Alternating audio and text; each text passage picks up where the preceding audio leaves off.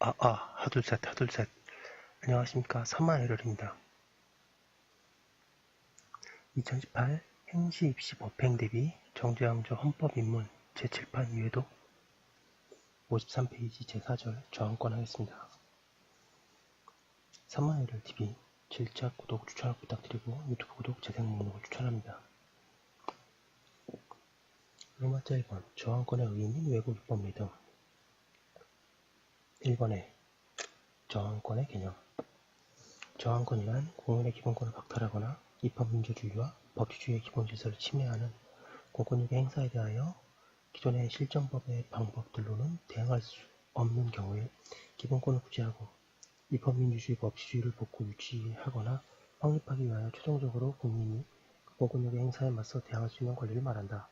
저항권의 개념을 좁게 보면 두 가지의 경우가 있다. 기존 실정헌법은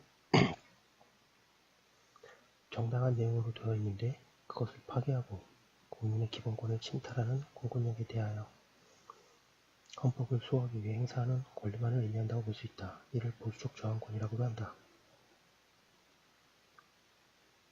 다른 한편 기존 실정법이 부당하고 집권자가 국민의 기본권을 침탈하고 있어 이에 대항하여 새로운 헌법을 제정하기 위해 저항의 권리만을 의미한다고 볼 수 있다.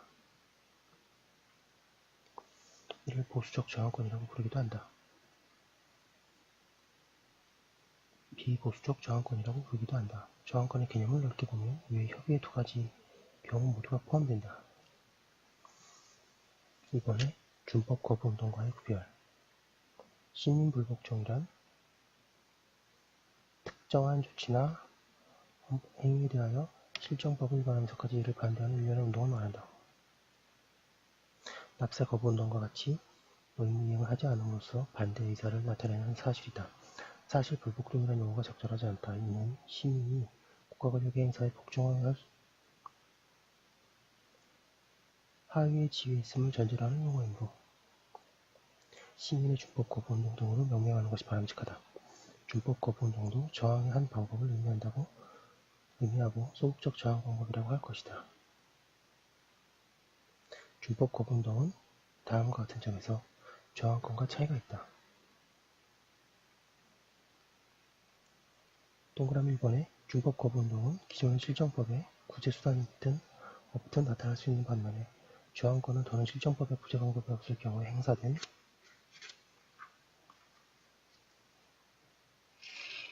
다 54페이지 동그라미 2번 준법 거부운동은 비폭력을 원칙으로 한다.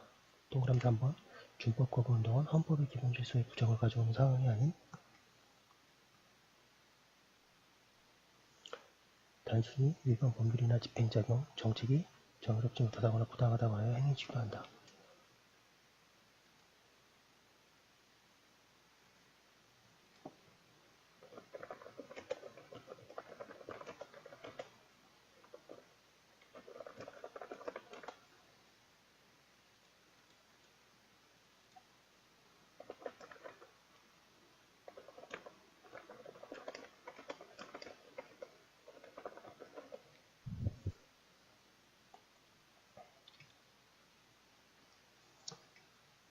3번에 외국의 입법례와 판례 미국의 독립선언, 각 주의 헌법 등의 저항권이 명시된 예들이 있다. 프랑스에서는 1789년 인권선언 제2조가 압제에 대한 저항의 권리를 규정하였다. 독일의 경우 현행 기본법 제20조 사항이 모든 독일 국민은 민주적이고 사회적인 연방국가의 질서를 폐기하려는 그 어느 누구에 대해서도 구제를 위한 다른 가능한 수단이 없는 경우에는 저항할 권리를 가진다고 규정하고 있다. 저항권을 명시적으로 인정한 판례로 독일 연방헌법재판소가 1959년 독일 공산당에 대해 내린 해산 판결이 유명하다. 로마자 2번에 저항권의 성격과 주체 및 대상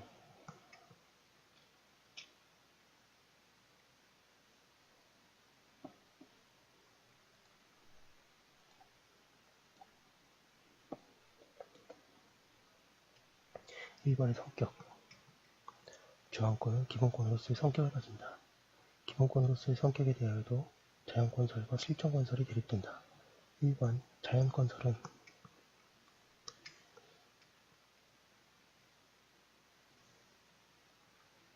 저항권을 천부인권의 저항권으로 보아 헌법에 명시되고 있지 않더라도 국민에게 당연히 주어지는 권리라고 본다.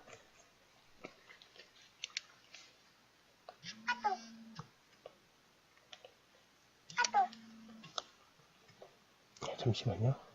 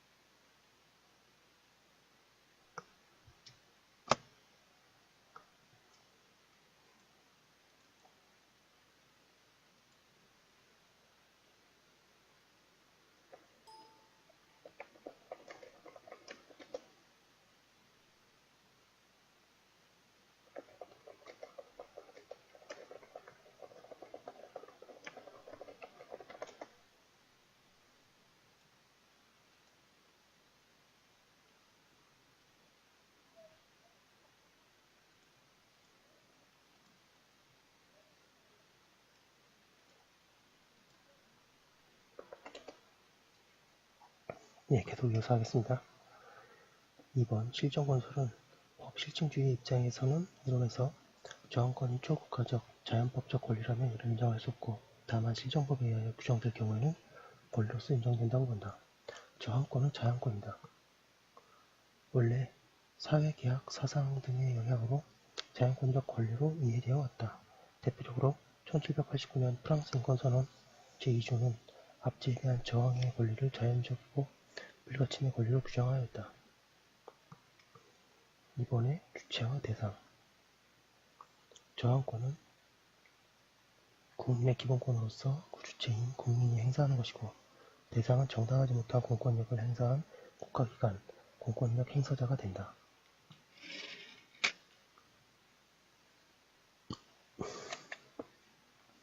55페이지 로마字 3번에 저항권의 행사의 요건 1번의 대상성의 요건 양갈 1번의 불법의 중대성. 저항권은 단순한 불법이 아니라 국민의 중요한 기본권을 침탈하고 근본적인 기본권 보장 원칙 및 체계를 파괴하거나 민주주의와 헌법의 중요한 기본 질서를 위반하고 이를 배제 내지 폐기하려는 등 공권력의 불법적 행사가 중대한 경우 이를 대상으로 행사한다.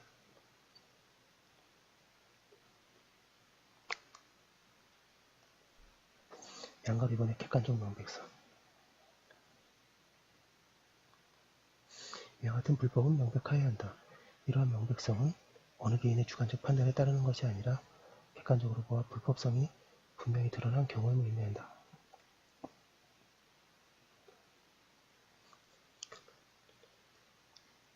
이번에 목적상의 요건. 양갈 1번의 기본권의 보장과 입헌질서의 수호. 저항권 행사는 기본권과 입헌질서를 회복하고 수호하기 위한 목적을 가진 것이어야 하고 그 궁극적인 목적은 인간의 존엄성을 보호하기 위한 되어 있다. 기본권의 침탈과 입헌주의 파괴는 결국 국민의 인간으로서의 존엄을 침해하기 때문이다. 양갈 2번의 보수적 요건, 민주적인 기존 헌법의 경우 기존의 헌법이 정당성을 가진 것인데 그 헌법을 파괴하려는 공권력에 대항하여 기존의 헌법을 수호하려는 보수적 저항권은 그 목적 요건으로서 현행 헌법을 유지하도록 하거나 헌법이 훼손된 경우 그것을 회복하는 것만으로 행사되어야 한다는 보수적 요건이 설정된다.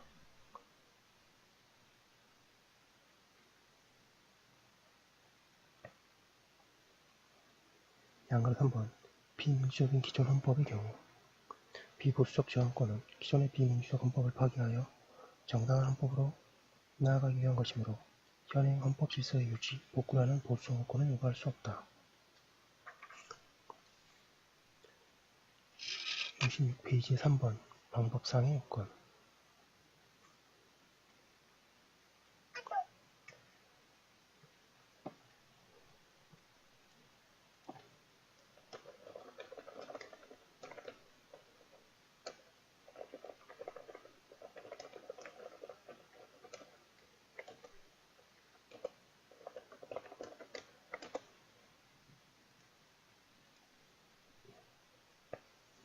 양가를 일반의 최우수성, 보충성. 저항권의 행사는 다른 법적 구제수단이 전혀 없거나 구제수단이 있을지라도 저항 목적 달성 효과가 없을 경우 최후의 수단으로 저항만이 유일한 방법일 경우일 것을 요건으로 한다. 양가를 일반의 비례성. 이와 같은 요건들을 갖추어 저항권이 행사될 수 있다고 하더라도 과잉 폭력적인 저항이어서는 아니 되고 저항의 방법과 정도는 목적 달성에 필요한 최소한에 그쳐야 한다. 두번째 4번에 저항권의 행사의 효과와 한계. 정당한 보수적 저항권 행사는 헌법 질서와 기본권을 침탈하는 불법의 독재 행위에 대항하는 행위이므로 이는 오히려 적법한 행위로서 실정형법에 의한 처벌을 받지 않는다. 정당한 비보수적 저항권의 행사는 형식적으로 실정법에는 위반되나 실정헌법이 부당한 것이므로 부당성에 대한 저항으로서 정당성을 가져 역시 처벌될 수 없다. 앞서 본 저항권 행사의 요건들이 저항권 행사의 한계를 이루는 것이기도 하다.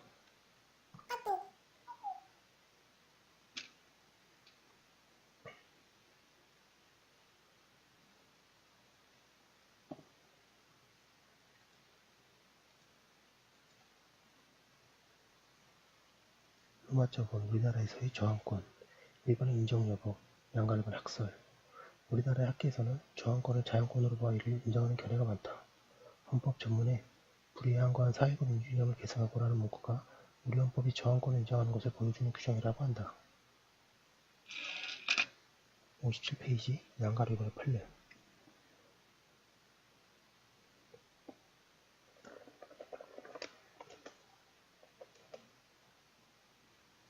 방가일본의 대법원.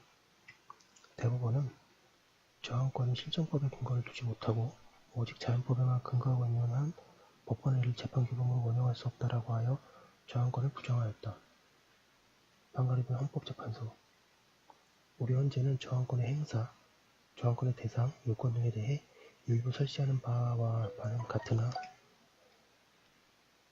저항권의 침해 자체를 본안 판단하여 정당성을 인정하는 의견결정을 한 바는 아직 없다. 즉 이른바 날치기 통과된 노동관계법의 시행을 저지하기 위하여 노동조합의 쟁의행위를 금지해달라고 회사가 제기한 소송에서 법원이 그 쟁의행위는 헌법질서 수호를 위한 저항권의 행사라고 하여 동법에 대하여 직권으로 그 위헌 심판을 헌법재판소에 제청한 사건이 있었다.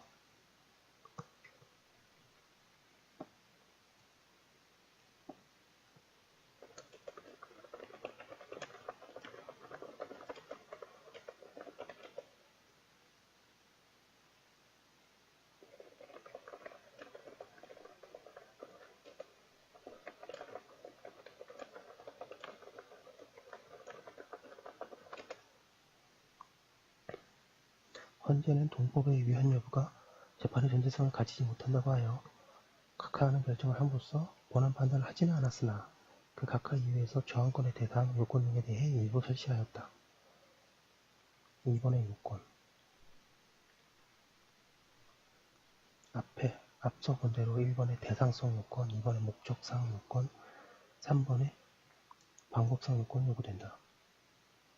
3번 저항, 억압행위에 대한 판례.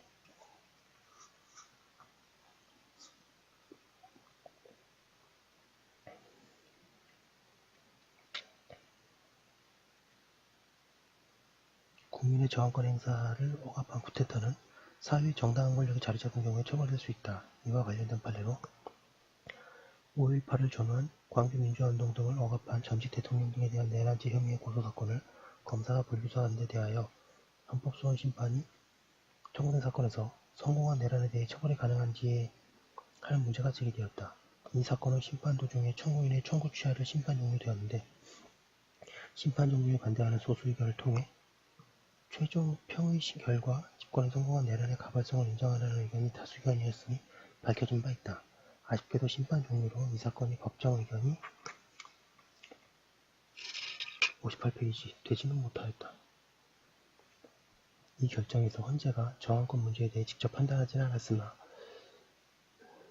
이 다수 의견이 앞으로 쿠데타에 대한 저항권의 문제에 대한 객관적인 의견을 내놓은 것이라고 볼 수 있다.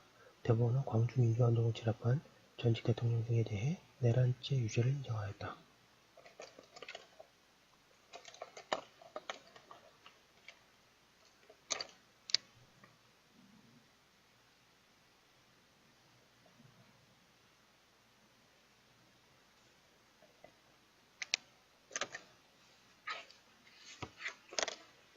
4번의 저항의 보상. 과거의 독재정권 시절 민주화를 위한 활동한 에 대해 입법적인 보상이나 명예회복 등이 이루어져 실질적으로 그리고 입법적으로 저항권을 인정한 결과를 가져왔다. 물론 이것에 대한 반론이 있습니다. 보상을 하는 것이 과연 민주화운동을 인정한 것인가? 예, 아니라고 보는 사람도 많고, 원래 헌법이란 게 학설 대립이 워낙 심한 과목이라서요. 민주화운동 관련자 명예회복 및 보상 등에 관한 법률, 5.18 민주화운동 관련자 보상 등에 관한 법률, 진실 화해를 위한 과거수정리 기본법, 동학농민혁명 참여자 등의 명예회복에 관한 특별법 등이 그것이다 라고 하고 있고요. 여기까지 한 거 올려두고 또 다음 거 이어서 하도록 하겠습니다. 잠시만요. 사마이라 TV 절차 구독 추천을 부탁드리고 유튜브 구독 재생 목록을 추천합니다.